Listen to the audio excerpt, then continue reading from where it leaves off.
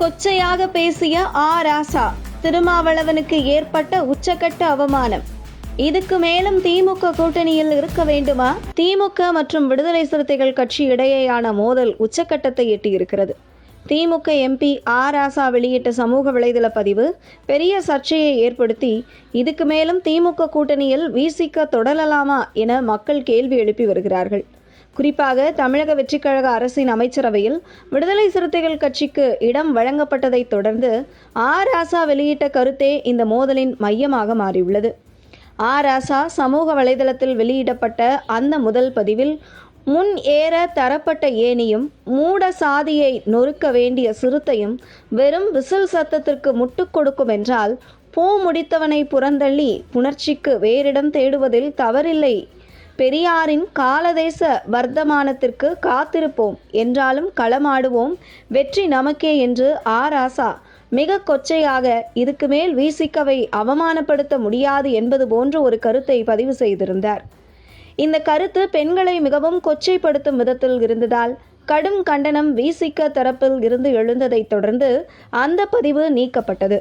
பின்னர் ராசா வெளியிட்ட மற்றொரு பதிவில், என் வீட்டு தோட்டத்து தென்னை கூனி வளைந்து எதிர் வீட்டிற்கு இளநீர் தந்தால் இலக்கியத்தில் அதற்கு பெயர் முடத்தெங்கு, அரசியலில் என்ன பெயர் சூட்டலாம் என மீண்டும் விசிகவை சீண்டும் வகையிலும் அவமானப்படுத்தும் வகையிலும் பதிவு செய்திருந்தது.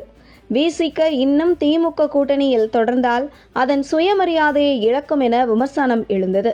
இந்த நிலையில் ராசா பதிவுக்கு விசிக முக்கிய தலைவர்கள் யாரும் கடுமையான கண்டனங்களை தெரிவிக்க தயக்கம் காட்டி வரும் நிலையில் தமிழக வெற்றிக் கழகம் தன்னுடைய கண்டனத்தை பதிவு செய்திருக்கிறது.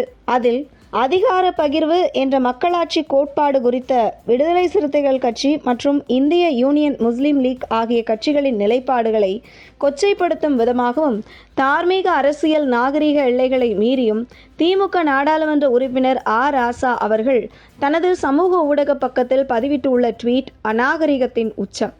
சமூக நீதி சார்ந்த கட்சிகள் தங்களின் உரிமைகளையோ அல்லது மாற்று அரசியல் கருத்துக்களையோ முன்வைத்தால் அவர்களை தரம் தாழ்ந்து விமர்சிப்பதும் மிரட்டும் தொனியில் பேசுவதும் திமுகவின் அதிகார மமதையையே காட்டுகிறது.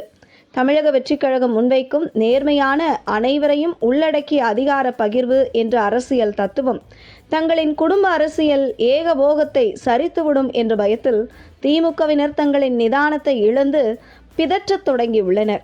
உங்கள் சுயரூபத்தை நீங்களே வெளிப்படுத்தி விட்டீர்கள் என தமிழக வெற்றிக் கழகம் ராசாவுக்கு கண்டனத்தை பதிவு செய்துள்ளது.